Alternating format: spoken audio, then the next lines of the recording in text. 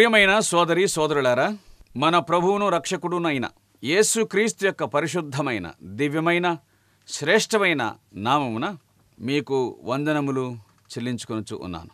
పౌలు కొరింథీయులకు వ్రాసిన మొదటి పత్రిక 9వ అధ్యాయపు ప్రారంభంలో మనం ఉన్నాం. 9వ అధ్యాయం మొదటి వచనం. నేను స్వతంత్రుడను కానా, నేను అపోస్తలుడను కానా, మన ప్రభువైన యేసును నేను చూడలేదా, ప్రభువునందు నా పనికి ఫలము మీరు కారా, ఇతరులకు నేను అపోస్తలులను కాకపోయినను మీ మట్టుకైనను అపోస్తలుడనై ఉన్నాను. ప్రభువునందు నా అపోస్తలత్వమునకు ముద్రగా ఉన్నవారు మీరే కారా, నన్ను విమర్శించు వారికి నేను చెప్పు సమాధానము ఇదే. 8వ అధ్యాయమందు పౌలు విగ్రహములకు అర్పించిన దానిని గూర్చి మాట్లాడాడు. ఇది మనం గుర్తుంచుకోవాలి. అక్కడ స్వాతంత్రాన్ని ఆయన ప్రస్తావించాడు. ఆ మాటనే ప్రారంభించి 9వ అధ్యాయాన్ని ఆయన మాట్లాడడం ప్రారంభించాడు. నేను స్వతంత్రుడను కానా, స్వతంత్రుడే.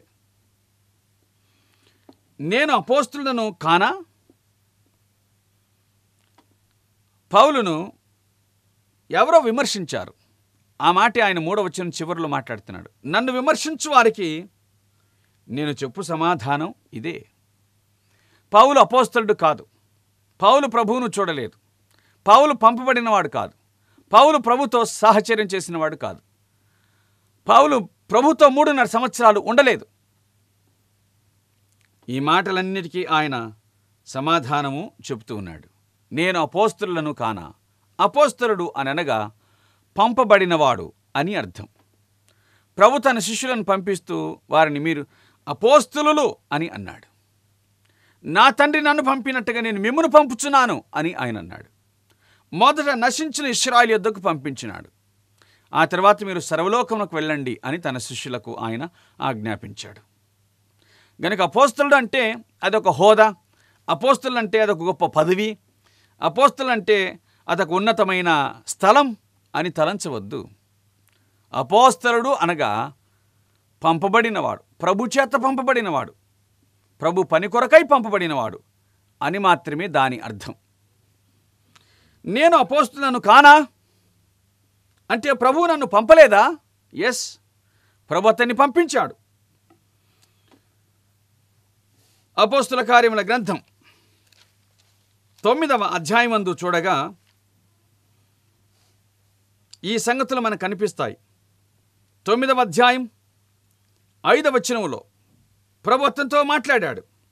సౌలా నీవేళ నన్ను హింసిస్తున్నావని.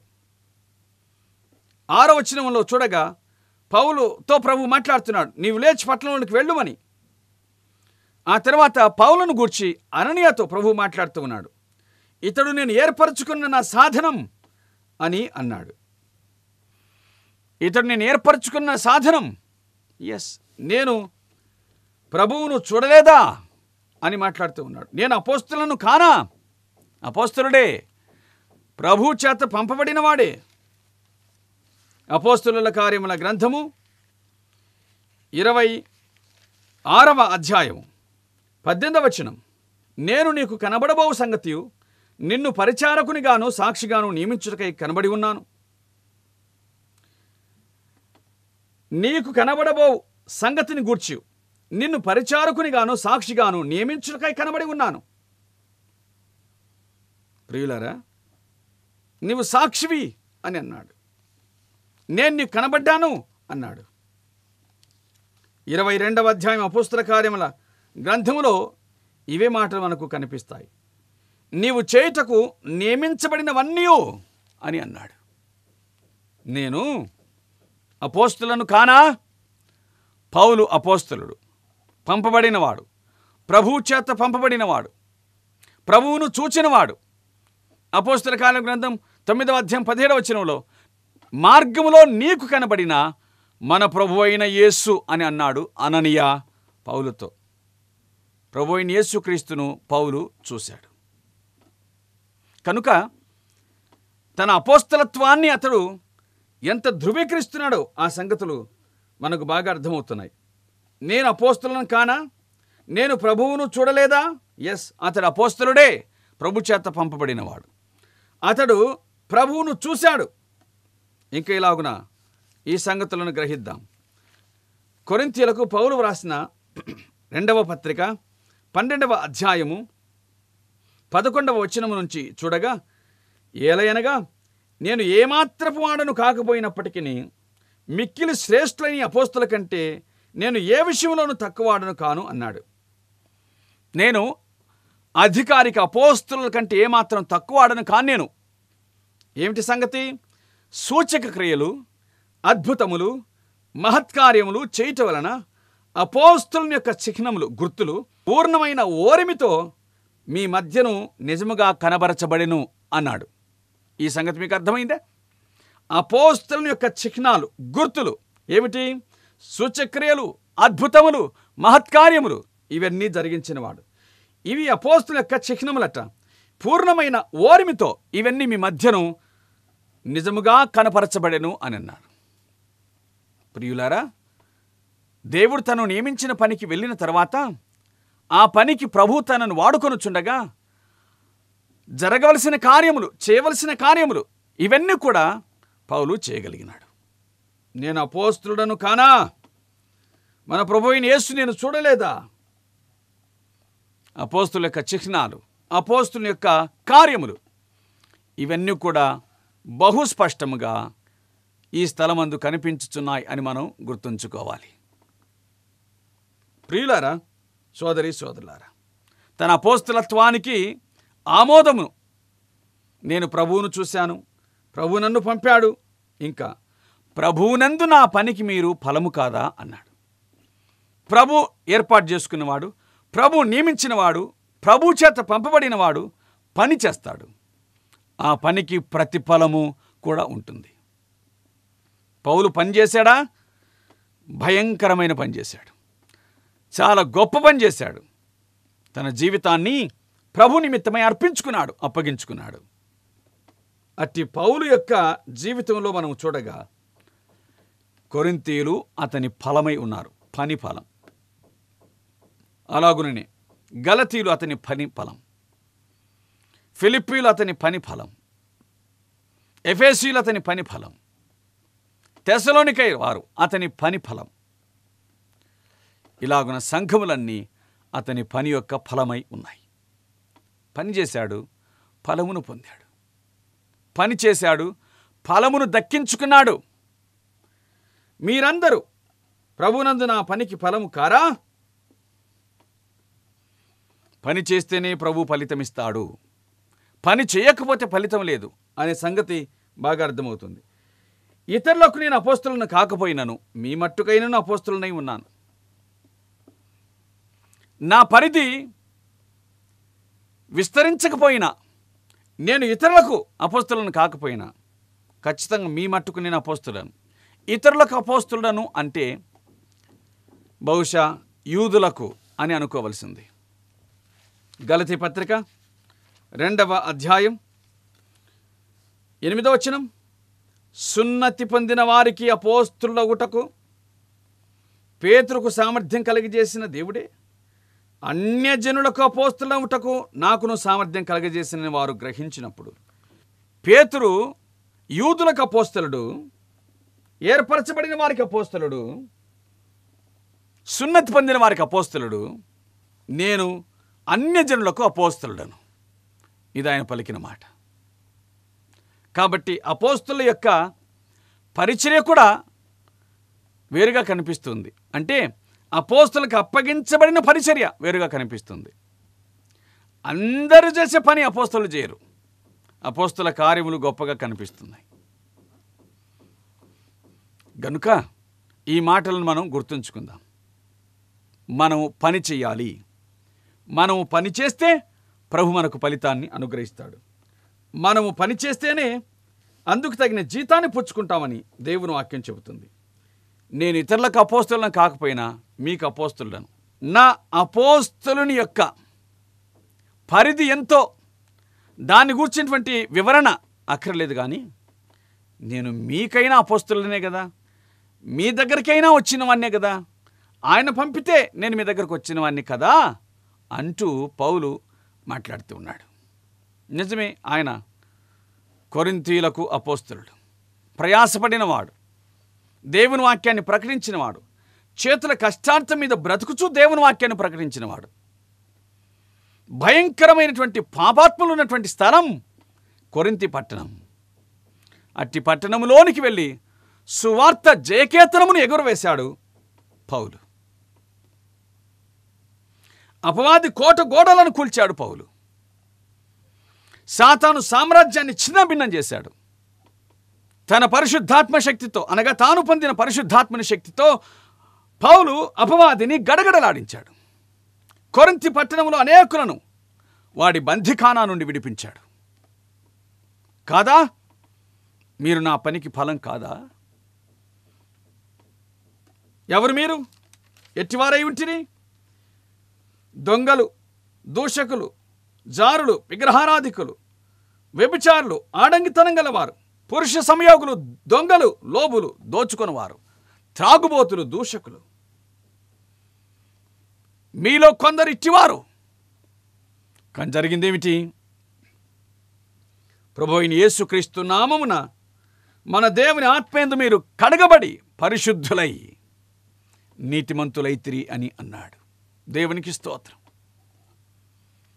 అపవాది యొక్క కోట గోడలను కూల్చివేసి బంధకాల నుంచి విడిపించి దేవునికి స్తోత్రం అంటూ దేవునికి అర్పణగా అన్యజనులు అనే ఈ బలిని ఆయనకు అప్పగించుతూ ఉన్నాడు.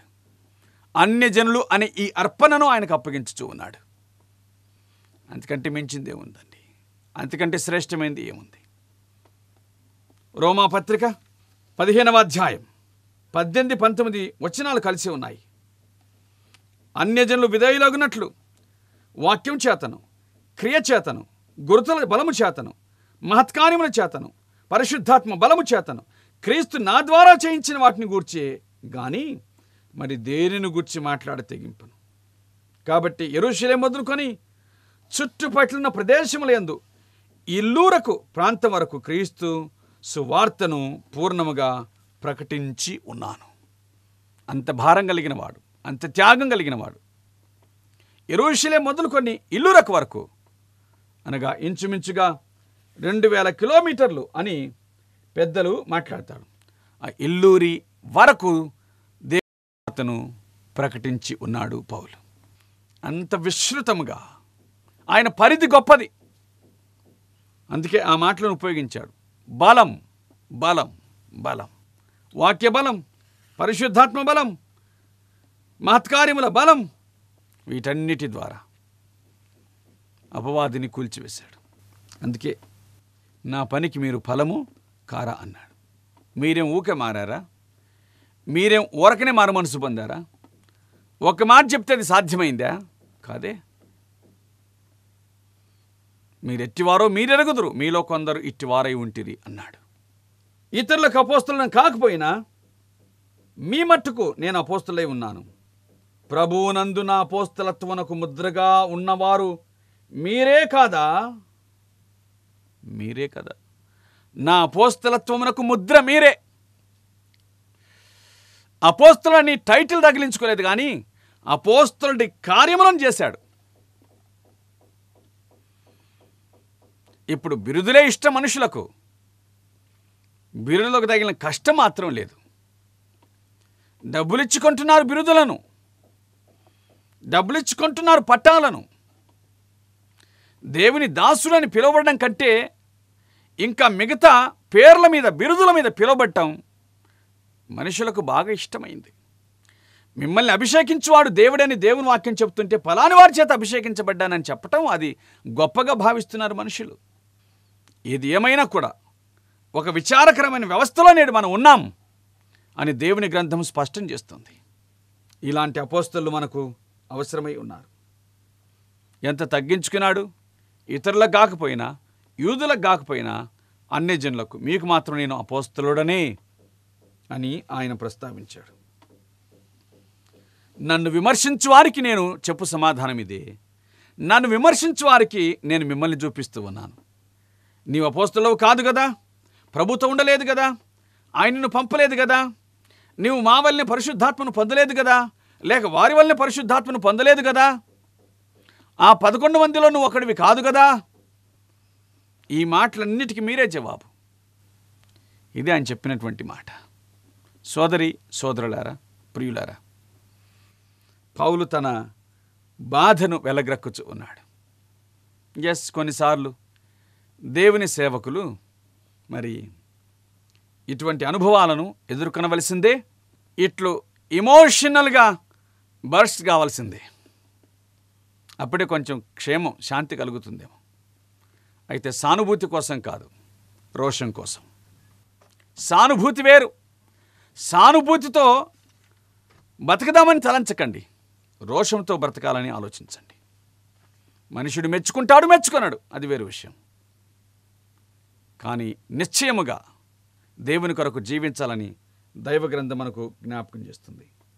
నా పనికి మీరే ప్రతిఫలము, నా పనికి మీరే ముద్ర, నా పనికి మీరే గుర్తు. నేను అపోస్తలుడనా కానా అనేటువంటి ప్రస్తావన మీకు వస్తే దాన్ని ధృవీకరించవలసింది మాత్రం మీరే అన్నాడు. మంచిది. కొరింథీ మొదటి పత్రిక 9వ అధ్యాయం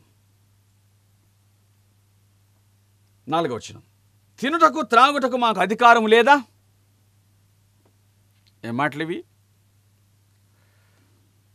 అపోస్తల కార్యముల గ్రంథం 6వ అధ్యాయం, అపోస్తల కార్యముల గ్రంథం 8వ అధ్యాయం. అపోస్తలులు యెరూషలేములో ఉన్నారు. వారు లగ్జరీగా బతికారని చెప్పడానికి వీలు కాదు, కానీ తమ ఆస్తులను అమ్మి విశ్వసించిన వారు తీసుకొని వచ్చి అపోస్తల పాదం దగ్గర పెట్టగా జరిగిన సంఘటన ఏమిటి అనగా, అపోస్తలు దాన్ని అక్కర కొలది పంచిపెట్టారు. ప్రియులరా, తినుటకు తాగుటకు మాకు అధికారం లేదా? చెలాయించడానికి మాకు అధికారం లేదా? మేము ఎవరిని కాయుచున్నామో, మేము ఎవరి మీద అధికారం చెలాయిస్తున్నామో వారి వల్ల పోషింపబడ్డానికి మాకు అధికారం లేదా? తినుటకు తాగుటకు నాకు అధికారం లేదా అని పౌలు ప్రశ్నిస్తూ ఉన్నాడు. అంటే అపోస్తుల యొక్క చిహ్నాలు బాగా కలిగిన వాణ్ణి, అపోస్తులుడను, నా పనికి మీరు ప్రతిఫలం, నన్ను విమర్శించే వారికి నేను మిమ్మల్ని చూపిస్తూ ధృవీకరిస్తూ ఉన్నాను. నా అపోస్తులత్వాన్ని మాకు అధికారం లేదా? ఉంది. స్వతంత్రుడను కానా? స్వతంత్రుడనే. తక్కిన అపోస్తుల వలె, ప్రభు యొక్క సహోదరుల వలె కేఫావలను విశ్వాసురాలైన భార్యను వెంటబెట్టుకొని తిరుగుటకు మాకు అధికారం లేదా? సేవా పరిచర్యలో విశ్వాసురాలైన భార్య, ఎంత మంచి మాట అండి. దేవుని దాసునికి విశ్వాసురాలైన భార్య చాలా అవసరం. ఆ మాటకు వస్తే భక్తి జీవితంలో భార్య విశ్వాసురాలై ఉండవలను. అసలు వివాహం విశ్వాసితో, మిగతా సంగతుల తర్వాత విశ్వాసితో, అది జోడు. మాకు అధికారం లేదా? మేము అపోస్తలం కాదా? ఈ మాటలను ప్రశ్నిస్తూ ఉన్నాడు. చూడండి ఇంకా 6వ వచనం. మరియు పని చేయకుంటకు నేను బర్నబాయు మాత్రమే అధికారము లేని వారమా?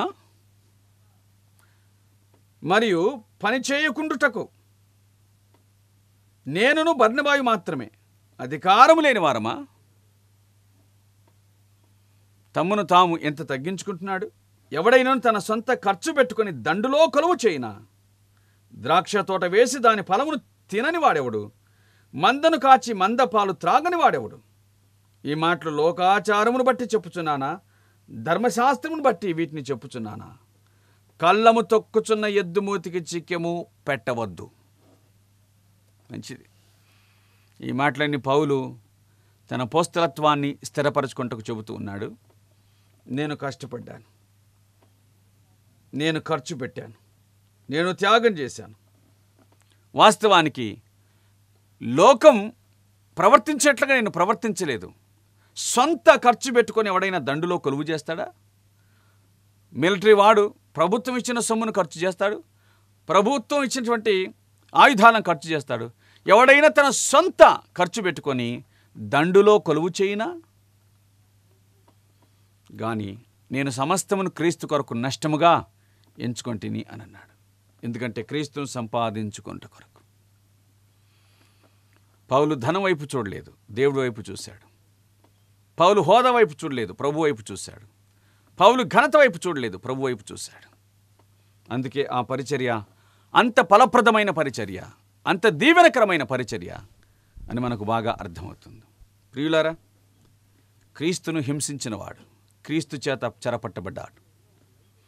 క్రీస్తును ద్వేషించినవాడు క్రీస్తు చేత చెరపట్టబడ్డాడు. తన యవ్వన కాలంలో అనేక మందిని క్రీస్తుకు విరుద్ధంగా రేపినవాడు క్రీస్తు చేత పట్టబడ్డాడు. ప్రభు అయిన యేసుక్రీస్తు రక్తం చేత శుద్ధీకరించబడి ఆయన దాసుడయ్యాడు. తన జీవితాన్ని, తన కలిగిన సమస్తాన్ని ప్రభు కొరకు త్యాగం చేశాడు. తాను పానాప్రముగా పోయబడ్డాడు. ఎందుకంటే మిక్కిలి శ్రేష్టమైంది ఏముందండి? తన కోసం ప్రాణం పెట్టిన ప్రభు కోసం తన ప్రాణమును అర్పించ సిద్ధమయ్యాడు పౌలు. సహోదరులారా, సహోదరులారా, ప్రభు నీ కోసం త్యాగం చేశాడు, ప్రాణం పెట్టాడు, రక్తం కార్చాడు, చనిపోయి సమాధి చేయబడి మృత్యుంజయుడే తిరిగి లేచాడు. విశ్వసించు ఆయన యందు, జీవితాన్ని త్యాగం చేసి ప్రభువునకు అప్పగించు, క్షేమాన్ని పొందుతావు. ప్రార్థన చేద్దాం. దయగలిగిన తండ్రి వందనాలు, స్తోత్రాలు. హోదాలు, వివిధ రకాల బిరుదులు, గొప్పతనాలు, ఘనతలు, సత్కార్యములు, సన్మానాలు, వీటి భ్రమలో మీ పిల్లలు పడిపోకుండా కాపాడండి, అడ్డగించండి. ఏది మాన్యమో, ఏది శ్రేష్టమో దానిని మనస్సున పెట్టి దానికోసం జీవించడానికి కృప చూపించండి. మహిమ, ఘనత, ప్రభావాలు పొందండి. వాక్యం విన్న వారిని దర్శించి రక్షణానుభవంలోనికి, స్థిర జీవితంలోనికి మీరు నడిపించమని వేడుకుంటూ మహిమను పొందమని యేసు ప్రభు పేట ప్రార్థించి అడుగుచున్నాము తండ్రి. ఆమేన్.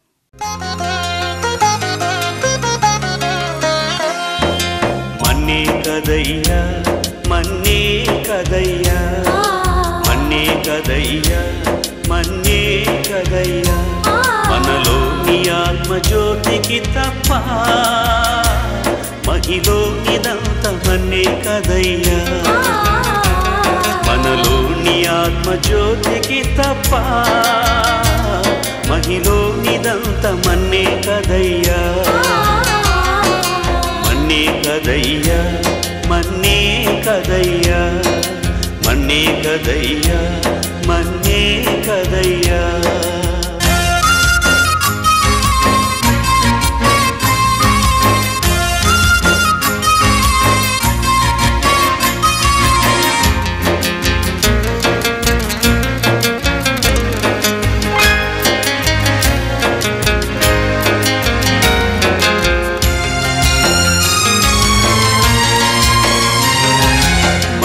దంచువకని ముంచి సంచిలోన ఉంచిన మిల్చిన బంగారము పెంచిన నీ దేహము,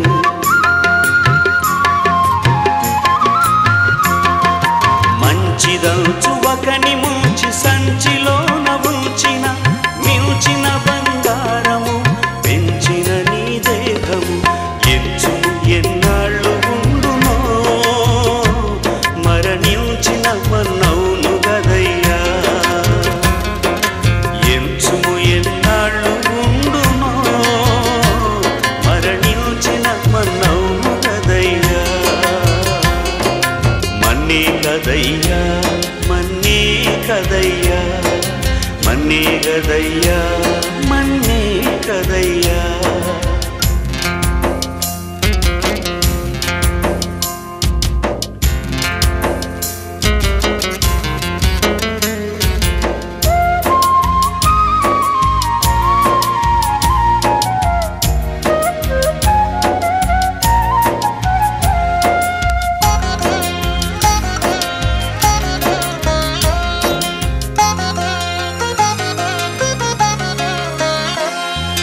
మిక్కిలి సౌందర్యమగు చక్కని నీ దేహము ఒక్కసారి ఆరిపోగ నీలో ఆత్మదీపము,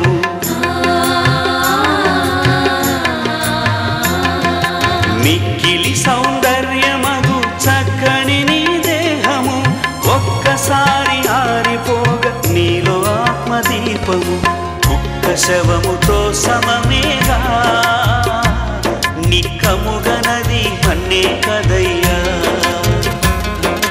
కుక్క శవముతో సమమేగా నిక్కముగనది మన్నే కదయ్యా మన్నే గదయ్యా మన్నే కదయ్యా మన్నే గదయ్యా మన్నే కదయ్యా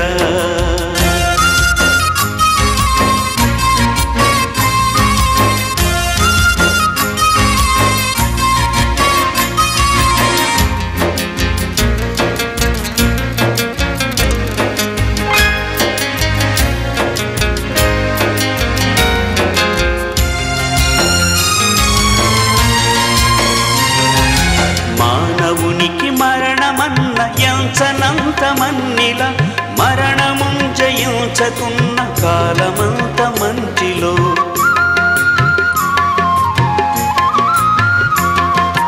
మానవునికి మరణమన్న ఎంచనంత మన్నిల మరణము జయించకున్న కాలమంత మంచిలో మరణ విజయుడేసు క్రీస్తుడే మది నమ్ము నిత్య జీవమిచ్చును మరణ విజయుడేసు క్రీస్తుడే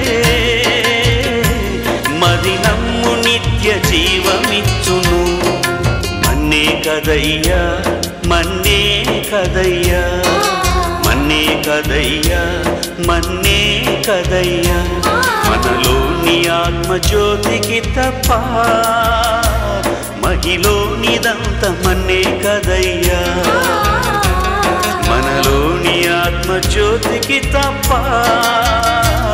మహిలోనిదంత మన్నే కదయ్యా మన్నే కదయ్యా మన్నే కదయ్యా మన్నే కదయ్యా మన్నే కదయ్యా